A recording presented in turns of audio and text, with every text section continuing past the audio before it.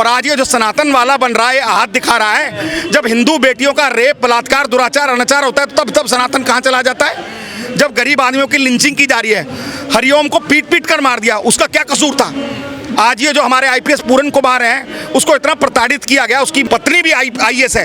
क्या IAS IPS बनना आसान काम है, और वो भी विशेष रूप से दलित वंचित समाज के व्यक्ति के साथ। आज जब दलित वंचित समाज का आईपीएस सुरक्षित नहीं है, आईएएस सुरक्षित नहीं है, चीफ जस्टिस सुरक्षित नहीं है, तो आप समझ लिए देश में दलितों की, महिलाओं की, वंचितों की, पीड़ितों की, पिछड़ों की क्या हालत हो रखी होगी। तो जो लोग मनुस्मृति को मानते हो, जाए पाकिस्तान, जाए बांग्लादेश, जाए इजराइल, कहीं और जाए जहां रह सकते हैं, लेकिन इस देश में मनुस्मृति को जो मानेगा उसके लिए कोई जगह नहीं है। ये समाज में रहने लायक व्यक्ति नहीं है, मानसिक रूप से विक्षिप्त व्यक्ति है। इसकी जगह ये तो शादरा के इभांस हॉस्पिटल में है या आगरा के मेंटल हॉस्पिटल में है। इस तरीके के व्यक्ति को खुलेआम समाज में छोड़ना समाज के लिए खतरा पैदा करेगा, क्योंकि जब सीजीआई पर इसने जूता उछाला है, वहाँ की तमाम अपने रेजिडेंट जो इसके साथ इसकी कॉलोनी में रह रहे हैं, अपार्टमेंट में रह रहे हैं, उन्होंने रिटर्न में इसके खिलाफ एप्लीकेशंस दी है। तो इससे पूरा कहीं ना कहीं सोसाइटी परेशान है। जा रहे हैं, संसद तक कूच करेंगे, और संसद तक कूच करने का मकसद हमारा केवल एक है कि वो लोकतंत्र का सबसे बड़ा प्रहरी है संसद, और वहाँ तक जाने का हमारा मकसद यही है कि इस सरकार को चेताया जाए, इस सरकार को धमकाया जाए। अरे पुलिस से क्या होगा, पुलिस डाल दे जेलों में। देखिए, इसकी जितनी घोर भर्त्सना की जाए, जितनी निंदा की जाए, जितनी आलोचना की जाए, मैं समझता हूँ उतना ही कम है। और ये एक इतना बड़ा कुकृत्य हुआ है कि देश के सारे लोगों की इसने नींव हिला दी है। जब जिस देश के संविधान की शपथ लेकर देश के सबसे मुख्य पद पर सीजीआई साहब बैठे हैं, और सीजीआई के यहाँ जाकर कुछ चंद लोग इस तरीके का अगर जूता उछालने का काम करते हैं, आज तो जूता उछाला गया है, कल कोई व्यक्ति बम भी ला सकता है, कल कोई व्यक्ति गोली भी मार सकता है। तो इसको मैं समझता हूँ अन्यथा नहीं लेना चाहिए, ये बहुत ही गंभीर अपराध है। फोड़ने की भी बात की जा रही है। बिल्कुल, सर फोड़ने की बात की जा रही है। और तो और अब इसके साथ साथ एक नुकसान और हो रहा है कि जिस तरीके से कुछ लोगों ने, एक सरफेरे व्यक्ति ने काम किया, उसके बाद उसके साथ कई सौ सरफेरे व्यक्ति, ट्रोलर जो हैं, उसके समर्थन में आ रहे हैं। और जो ये सरकार और जो ये विचारधारा और ये आरएसएस और बीजेपी और मनुवादी लोग, इस पर बिल्कुल इनके मुंह में दही जम गई है, एक शब्द बोलने के लिए तैयार नहीं है। आज दिल्ली देश की राजधानी है, और राजधानी में मुख्य न्यायाधीश के ऊपर अगर इस तरीके का कांड हो जाता है और देश का गृह मंत्री चुप है, दिल्ली पुलिस ने क्या हुई है, क्या सुमो मोटो कुछ होता कि नहीं होता। दिल्ली पुलिस को उसको पकड़कर उस आदमी को घसीटते हुए लेकर उस पर एफआईआर करनी चाहिए थी, उसको जेल की सलाखों के पीछे भेजना चाहिए। रिहा कर दिया गया, माफ कर दिया गया। देखिए, इससे हम सीजीआई साहब से डिफर करते हैं। सीजीआई साहब को उस पर सख्त से सख्त कार्रवाई करानी चाहिए थी, और अभी भी होनी चाहिए, क्योंकि नहीं तो आने वाले समय में इस तरीके के जो पागल घूम रहे हैं, ये फिर कोई ना कोई इस तरीके का काम करेगा। और सीजीआई जो है वो कोई इसलिए नहीं कि वो दलित समाज से है, सीजीआई एक बहुत मुख्य पद है। आप समझिए कि देश के राष्ट्रपति, प्रधानमंत्री के बाद तीसरे नंबर का अगर कोई मुख्य पद है तो वो सीजीआई का है। और जब आप लोकतंत्र के इस मंदिर में जब आप इस तरीके का कुकृत्य कर रहे हैं और उसके खिलाफ कोई कार्रवाई नहीं होगी, तो इस तरीके के सरफिरे रोज आकर इस तरीके का कुछ ना कुछ काम करेगा। ये कहा जा रहा है कि लोगों को दलित सीजीआई पच नहीं रहे हैं। 100%। अगर आज इससे बताइए, इससे पहले क्या बहुत सारे जजेस ने बयान नहीं दिए हैं। जज इस तरीके का ह्यूमर, जज इस तरीके की बातें, जज इस तरीके का अपने प्रोग्राम्स में या अपनी उस हेयरिंग के अंदर कुछ टिप्पणियां रखते रहते हैं। लेकिन इससे पहले जितने जजों ने टिप्पणी रखी, क्या उनसे ये लोग आहत नहीं हुए। और आज ये जो सनातन वाला बन रहा है, आहत दिखा रहा है। जब हिंदू बेटियों का रेप, बलात्कार, दुराचार, अनाचार होता है तो तब सनातन कहाँ चला जाता है। जब गरीब आदमियों की लिंचिंग की जा रही है, हरिओम को पीट पीट कर मार दिया, उसका क्या कसूर था। आज ये जो हमारे आईपीएस पूरन कुमार हैं, उसको इतना प्रताड़ित किया गया, उसकी पत्नी भी आईएएस है। क्या आईएएस आईपीएस बनना आसान काम है, और वो भी विशेष रूप से दलित वंचित समाज के व्यक्ति के साथ। आज जब दलित वंचित समाज का आईपीएस सुरक्षित नहीं है, आईएएस सुरक्षित नहीं है, चीफ जस्टिस सुरक्षित नहीं है, तो आप समझ लिए देश में दलितों की, महिलाओं की, वंचितों की, पीड़ितों की, पिछड़ों की क्या हालत हो रखी होगी। जो लोग ये कहते हैं कि देश से छुआछूत, भेदभाव, जातिवाद सब खत्म हो गया, वो कहाँ है। देखिए, ये जो लोग बार बार आरक्षण खत्म करने की बात करते हैं, जो लोग संविधान के बारे में बात करते हैं, ये उन्हीं को जवाब है कि बार बार जब आप मूछ रखने नहीं देते लोगों को और मारते हैं, जब घोड़ी चढ़ने नहीं देते उनको गोली मारते हैं, जब लोगों पर आपके नेता मूत्र कर देते हैं, दलित आदिवासियों पर, जब बहन बेटी का दुराचार हाथरस में हुआ और उसको दिन दहाड़े पेट्रोल से जलाकर उसके घर वालों को उसकी लाश तक नहीं दी गई, तो तब ये आप समझते हैं कि इस देश में जातिवाद खत्म है। उल्टा जातिवाद अब और बढ़ा है। एनसीआरबी का डाटा और आंकड़ा है कि दलितों पर 17% पिछली सरकारों के मुकाबले उत्तर प्रदेश में और पूरे देश में अपराध की वारदात ज़्यादा हुई है, जघन्य हुई हैं। पर सर जब सीजेआई सुरक्षित नहीं तो आप जैसे लोग जो गरीब लोग दूर दराज में रहते हैं वो कैसे सुरक्षित होंगे? हाँ, यही खासकर जो दलित लोग ये मुख्य मुद्दा है। इसीलिए आज यहाँ लोग इकट्ठे, सो कॉल्ड विसल ब्लोअर्स या जितने एनजीओज हैं, जितनी संस्थाएं हैं, जितनी और लोग इसी विचारधारा के लोग हैं, जो संविधान के मानने वाले लोग हैं, आज यही कहने निकले हैं कि जब इतने देश के सर्वोच्च पदों पर इतने बड़े बड़े लोगों पर ये मानसिकता अटैक कर रही है, उनको एक तरीके से प्रताड़ित कर रही है, तो देश के वंचित समाज को इस वक्त जागकर रोडों पर आना चाहिए, अपने घरों से निकलकर इन बेईमानों को उतारना चाहिए, क्योंकि आज अगर इनके खिलाफ हम नहीं लड़े तो ये हमारे सर पर चढ़कर नाचेंगे।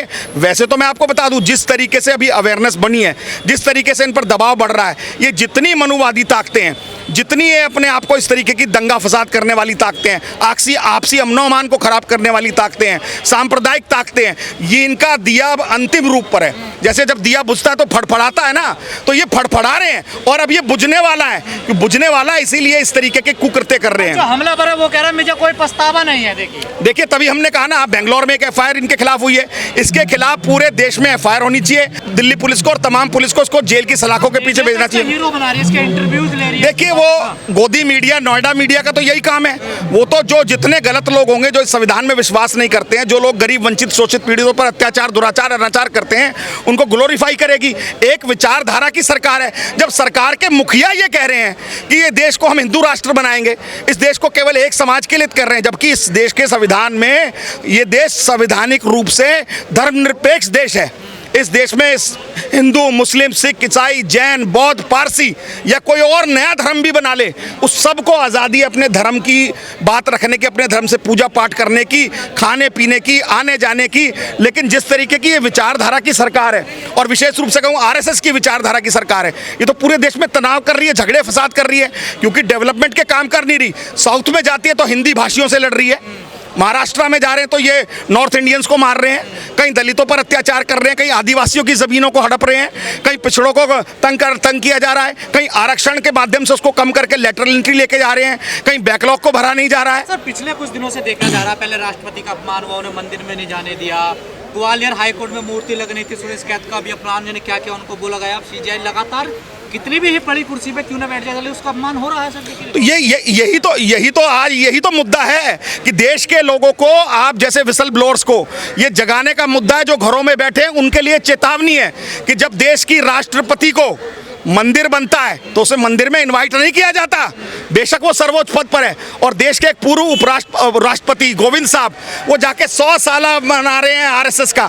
जिस संगठन का एक भी रत्ती भर योगदान नहीं है, केवल एक ही योगदान है कि देश में हिंदू मुस्लिम करना, हिंदुस्तान पाकिस्तान करना, शमशान कब्रिस्तान करना, और देश में किस तरीके से गंगा जमनी तहजीब को खराब कर कर देश में दंगा फसाद करना, देश में मंदिर मस्जिदों के नारे लगाना। अभी पहले राम मंदिर का मुद्दा अयोध्या का लेके आगे थे, अब काशी का लेके आ गए हैं, फिर मथुरा का लेके आ गए हैं। अरे भैया, ये देश स्कूलों से चलेगा, अस्पतालों से चलेगा कि मंदिर मस्जिद गुरुद्वारों से चलेगा? इस देश में अगर सबसे कोई पवित्र ग्रंथ है और सबसे बड़ा ग्रंथ है, रामायण से भी, महाभारत से भी, गीता से भी, कुरान से भी, बाइबल से भी, गुरु ग्रंथ साहिब से भी, तो वो सबसे बड़ा महान ग्रंथ है इस देश का संविधान, जिसने इस देश की महिलाओं को, आधी आबादियों को जीने की आज़ादी दी है। तो मनुस्मृति को मानते हैं, तो जो लोग मनुस्मृति को मानते हो, जाए पाकिस्तान, जाए बांग्लादेश, जाए इजराइल, कहीं और जाएं जहां रह सकते हैं, लेकिन इस देश में मनुस्मृति को जो मानेगा उसके लिए कोई जगह नहीं है। इस देश में केवल जो इसमें देश को, संविधान को मानेगा, इस देश में वही रह सकता है। जो इस तरीके की संविधान विरोधी बातें करेगा, यह तो उसकी जगह जेल में होगी। मारने वाले वकील का कहना है अगर भगवान का फिर आदेश आया तो फिर यही घटना होगी, और अब की बार जो इनका भगवान है उसका आदेश फिर हमें आएगा कि इसका मुंह भी काला करेंगे। आपको पता है इस व्यक्ति का क्या है? इस व्यक्ति ने जिस सोसाइटी में रहता, river view society Mayur Vihar में, वहाँ तमाम रेजिडेंट वेलफेयर एसोसिएशन ने, हजारों लोगों ने इसके खिलाफ साइन करके दिए हुए हैं। ये पिछले 4-5 साल से उन लोगों की कंप्लेंटें करता है, उन लोगों के साथ गाली गलौज करता है। ये समाज में रहने लायक व्यक्ति नहीं है, मानसिक रूप से विक्षिप्त व्यक्ति है। इसकी जगह यह तो शादरा के इभांस हॉस्पिटल में है या आगरा के मेंटल हॉस्पिटल में है। इस तरीके के व्यक्ति को खुलेआम समाज में छोड़ना समाज के लिए खतरा पैदा करेगा, क्योंकि जब सीजेआई पर इसने जूता उछाला है, वहाँ की तमाम अपने रेजिडेंट जो इसके साथ इसकी कॉलोनी में रह रहे हैं, अपार्टमेंट में रह रहे हैं, उन्होंने रिटर्न में इसके खिलाफ एप्लीकेशंस दी है। तो इससे पूरा कहीं ना कहीं सोसाइटी परेशान है। ऐसे विक्षिप्त व्यक्ति को, ऐसे मेंटल व्यक्ति को, ऐसे पागल व्यक्ति को मैं समझता हूँ तो जेल भेजा जाए या इसका मेडिकल करा के इसको पागल खाने भेजा जाए। अब दलित समाज क्या करने वाला है आगे? आज देखिए जिस तरीके से सब हम जो अम्बेडकराइट लोग जो हैं वो सारे लोग जो हैं आज लोग चल के जा रहे हैं, संसद तक कूच करेंगे। और संसद तक कूच करने का मकसद हमारा केवल एक है कि वो लोकतंत्र का सबसे बड़ा प्रहरी है संसद, और वहाँ तक जाने का हमारा मकसद यही है कि इस सरकार को चेताया जाए, इस सरकार को धमकाया जाए। अरे पुलिस से क्या होगा, पुलिस डाल दे जेलों में। इस देश में करोड़ों लोगों ने जेल जाकर देश की आज़ादी ली और अंग्रेजों से आज़ादी लड़ी। इस देश में जितने आंदोलन, उसमें तमाम बड़े लीडर्स ने जेल जाकर उसको आंदोलन को मजबूत किया। तो आज ये आंदोलन जो है हमारी अगली आने वाली पीढ़ी के लिए, हमारे आपके लिए नहीं है। हम अपने आने वाले बच्चों के लिए कैसा समाज छोड़कर जा रहे हैं। क्या हम चाहते हैं कि समाज में वैमनस्य हो, भेदभाव हो, आपसी अमन खिलाफ हो, यहाँ पर लोग मंदिर मस्जिद के नाम पर लड़ें, यहाँ पर दंगे फसाद हो, यहाँ पर एक धर्म के नाम पर एक देश में बंटवारा हो। इस देश का बंटवारा क्यों हुआ था, मैं पूछना चाहता हूँ आरएसएस से। इसलिए हुआ था क्योंकि उस वक्त धर्म की राजनीति करते थे और ये आरएसएस जो है ये मुस्लिम लीग के साथ मिलकर इस तरीके की षड्यंत्र करते थे। आज ये क्या चाहते हैं कि देश फिर दोबारा बंटवारा हो। हम पूरे इस देश के लोग जो हैं हम चाहते हैं कि देश एक सूत्र में बंधा रहे। इस देश में बार बार ऐसी ताकतों ने सर उठाया है। बीच में खालिस्तानियों ने सर उठाया था, एक अलग देश की मांग कर रहे थे। बीच में माओवादियों ने सर उठाया था, एक अलग देश की मांग कर रहे थे। कुछ लोग और अलग अलग धर्म के नाम पर देश की मांग करते हैं। लेकिन सरकार का और संविधान का ये फर्ज है कि वो तमाम धर्मों को साथ लेकर इकट्ठा कर इस देश को चलाए और विकास करे। इस देश में पूरे विश्व हम पर नाच करता है, या पूरा विश्व हम पर क्यों निहारता है? क्योंकि इस देश की खूबसूरती ये है कि इसमें किस्म किस्म के फूल हैं और उसको गुलदस्ता बनकर शानदार तरीके से महकता है। तो इसको सरकार को इंश्योर करना चाहिए, और सरकार को आज हम चेताने ही जा रहे हैं कि ये इस देश में नहीं चल सकता। अगर ज़्यादा दिन इस तरीके से करोगे तो आपकी गद्दी भी उखाड़ कर फेंकी जाएगी।